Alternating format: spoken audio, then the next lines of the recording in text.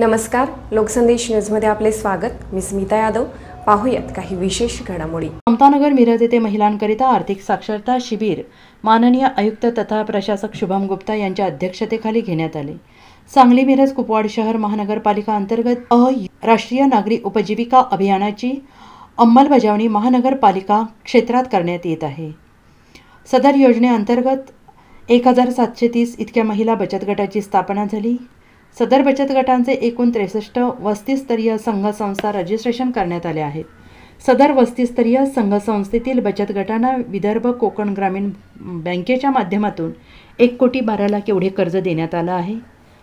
सदर संस्थेच्या मार्फत PM स्वनिधी योजनेची प्रभावी अंमलबजावणी करण्यात आली आहे। सांगली मिरज आणि कुपवाड महानगरपालिका अंतर्गत स्थापन महिला बचत गटांना केंद्र शासन आणि राज्य शासन यांच्या सर्व योजनांचा लाभ मिळावा यासाठी यावेळी मार्गदर्शन करण्यात आलं।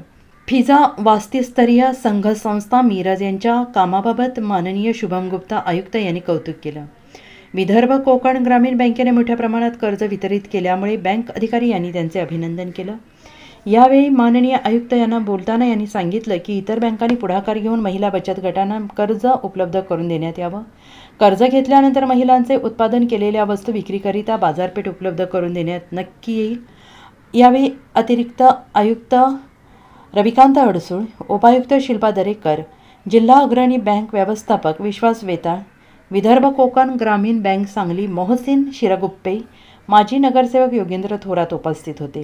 सदर कार्यक्रमाचे नियोजन मतीन अमीन, ज्योती सरवदे, किरण पाटील, फरीदा जावेद कुडचीकर, अध्यक्ष फिजा वस्तीस्तरीय संघ संस्था आणि त्यांचे सर्व पदाधिकारी शाहीन शेख आणि NULM कक्ष यांनी केले। लोकसंदेश न्यूज प्रतिनिधी अभिजित शिंदे यांचा रिपोर्ट। पण होणार त्यामध्ये आणि ज्याचा जोरात मग म्हटलं की सांगलीचं एक नवीन उदाहरण करून आपण पूर्ण राज्यात नाही तर पूर्ण देशात आपण पाठवणार की अशा प्रकारे पण बचत गट चालू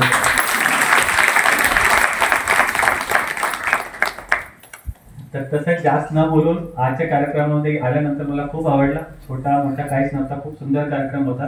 कारण महिलाच एकमेव असा गट आहे जो एवढ्या आतुरतेने आम्हाला ऐकतात। नंतर लोक इकडे तिकडे होऊन जातात आणि त्याचे काय उपयोग होत नाही, पण महिलांनी ऐकल्यानंतर काहीतरी केलं पण पाहिजे अशी अपेक्षा धरून मी जास्त बोलणार नाही, मी थांबतो। आज इकडे कार्यक्रमामध्ये खूप चांगला नियोजन करण्यात आला। ज्या ज्या लोकांना सहायता मिळाली आहे ते खूप चांगला नियोजन करतील, त्याचा वापर करतील आणि पुढे त्याला दुप्पट तिप्पट करून खूप चांगला उदाहरण लोकांसमोर आणतील अशी अपेक्षा करतो। जय हिंद, जय महाराष्ट्र।